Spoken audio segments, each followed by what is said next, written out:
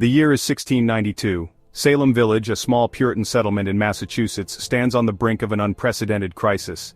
The air is thick with tension, and the once peaceful village is now a place of unease and suspicion. Winter's icy grip tightens around Salem Village, Massachusetts. The cold, harsh winter mirrors the chilling atmosphere that has settled over the community. Snow blankets the ground and the streets are eerily quiet, as if the village itself is holding its breath. A heavy silence hangs in the air, broken only by the howling wind. The trees sway ominously, and the snow swirls in the gusts, creating an almost otherworldly scene. The villagers huddle in their homes, seeking warmth and comfort, but finding little solace in the face of growing fear. Fear, like a contagious disease, begins to spread through the settlement. It starts with a few uneasy glances, a whispered conversation here and there, but soon the fear becomes palpable, infecting everyone it touches. The villagers' faces are etched with worry, their eyes darting nervously as they look at one another with suspicion. It festers in the hearts of its inhabitants. The fear grows, taking root deep within their souls. It is a fear of the unknown, of the unseen forces that they believe are at work in their midst. The once tight-knit community begins to unravel, as trust is replaced by paranoia. What starts as hushed whispers quickly escalates into a chorus of accusations. The villagers gather in small groups, their voices rising in anger and fear. Accusations fly and fingers are pointed. The sense of community is shattered, replaced by a climate of mistrust and hostility. Salem, a community deeply rooted in Puritan beliefs, finds itself grappling with an invisible enemy: witchcraft. The Puritans' strict religious beliefs leave little room for doubt or dissent. They are convinced that the devil is at work in their village, and that witchcraft is the cause of their troubles. The devil, they believe, walks among them, disguised in human form. The fear of the devil's presence is pervasive, and it drives the villagers to desperate measures. They are determined to root out the evil in their midst, no matter the cost. But who will be the next target of suspicion? The villagers' fear and paranoia make everyone a potential suspect. No one is safe from the accusations, and the atmosphere of fear and mistrust continues to grow. The darkness that has descended on Salem shows no signs of lifting, and the village is left to grapple with the consequences of its fear and suspicion. The first whispers begin in the home of Reverend Samuel Parris. His daughter Abigail and niece Elizabeth begin to exhibit bizarre behavior. They writhe in pain, contort their bodies, and cry out in unintelligible languages. Their affliction is like nothing anyone has witnessed. Fear snakes through the community. Is it illness, or something more sinister? A doctor is summoned, but even he is baffled by their condition. He utters a chilling diagnosis: bewitchment. Fingers pointed to Tuba, a slave in the Paris household, and Sarah Good, a homeless woman. They are easy targets, marginalized by society. Their supposed crimes, casting spells and communing with the devil. The accusations don't stop there, they snowball. Soon, more villagers, primarily women, are named as witches. Their alleged crimes range from causing milk to curdle to inflicting pain and suffering on others. The court relies on a dangerous concept: spectral evidence. This allows accusers to claim they see the spirits or specters of the accused attacking them. It is a flimsy, unverifiable form of evidence, fueled by fear and imagination. The accused are trapped. How can they defend themselves against invisible assailants? The very air crackles with paranoia. No one is safe.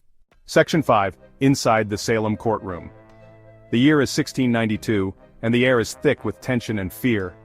The Salem courthouse, a place meant for justice, has become a stage for fear and fanaticism.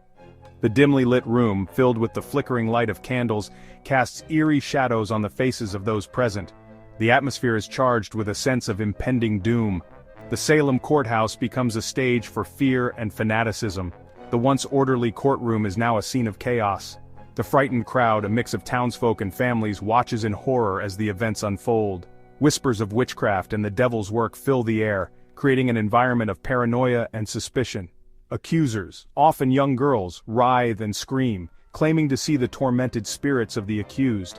These young girls, who have become the center of attention, point fingers and shout in fear, their faces contorted with terror. Their accusations are taken as undeniable truth, and their dramatic displays only fuel the hysteria. The judges, bound by their Puritan beliefs, struggle to discern truth from hysteria. These stern men, dressed in colonial attire, are caught in a moral and ethical dilemma. They are tasked with upholding the law, yet they are also deeply influenced by their religious convictions.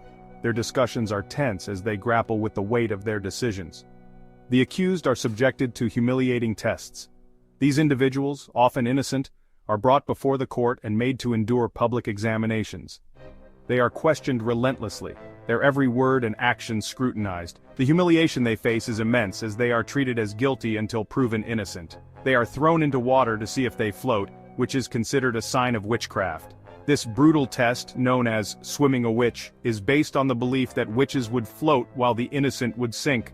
The accused are bound and thrown into water, their fate left to the mercy of this cruel and irrational test. Their bodies are searched for witches' marks, any unusual blemish or mole. These marks, believed to be the devil's mark, are seen as evidence of a pact with the devil. The accused are stripped and examined, their privacy and dignity violated in the process. The search for these marks is invasive and dehumanizing, adding to the already overwhelming sense of fear and injustice. The scale of the trials is immense, with dozens of people accused and the entire community drawn into the frenzy. The courtroom is packed, and the trials become a public spectacle.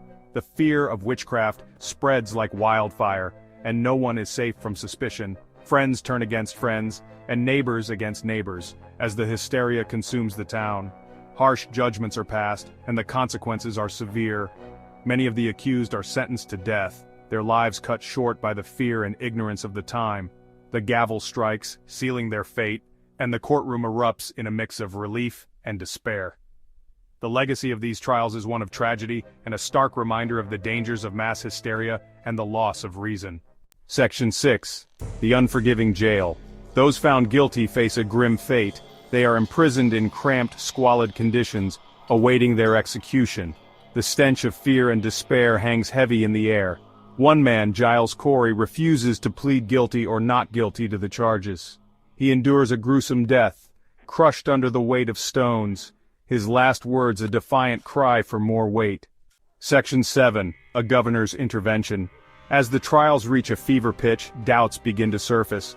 Governor William Phipps, disturbed by the growing number of accusations and executions, finally intervenes.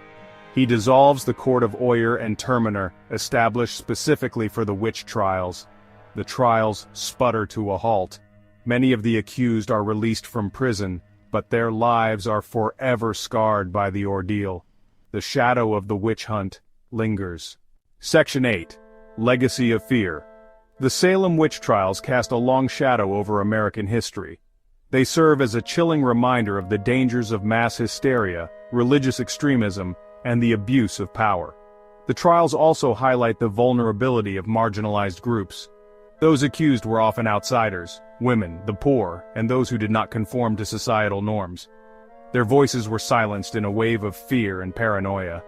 Section 9. Echoes in the Present. Centuries later, the Salem Witch Trials continue to fascinate and haunt us. The events that transpired in 1692 in the small town of Salem, Massachusetts, have left an indelible mark on history. The trials, which led to the execution of 20 people and the imprisonment of many others, were fueled by mass hysteria, superstition, and a fervent belief in the supernatural. Today, Salem stands as a testament to the dangers of unchecked fear and the consequences of a society that allows paranoia to override reason. They are a stark reminder of the fragility of justice and the enduring power of fear. The scales of justice, which should balance truth and fairness, were tipped by irrational fears and baseless accusations. The shadowy figures of the past, representing the accusers and the accused, continue to loom large in our collective memory. The Salem Witch Trials serve as a cautionary tale, illustrating how easily justice can be subverted when fear takes hold. The lessons of Salem resonate in the present day, urging us to confront injustice, challenge blind faith, and protect the vulnerable. In our modern world, we still face instances where fear and prejudice threaten to undermine justice. The echoes of Salem remind us to remain vigilant, to question unfounded beliefs, and to stand up for those who are marginalized and oppressed. The fight for justice is ongoing, and the lessons from Salem are as relevant today as they were over 3 centuries ago. We gather in solidarity, holding candlelight vigils to honor the memory of those who suffered and to reaffirm our commitment to justice.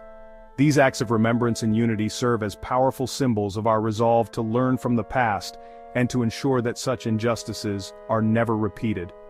By coming together, we strengthen our collective resolve to protect the vulnerable and to uphold the principles of justice and fairness. For the ghosts of Salem still whisper, their voices carried on the wind, reminding us of the darkness that once enveloped their lives.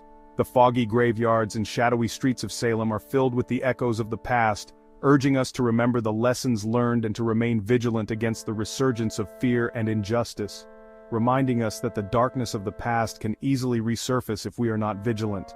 The flickering candlelight serves as a metaphor for the fragile nature of justice and the constant need to protect it. As we walk through the darkened streets of history, we must carry the light of reason and compassion, ensuring that the mistakes of the past are not repeated. The echoes of Salem are a call to action, urging us to remain ever watchful and to strive for a just and equitable society.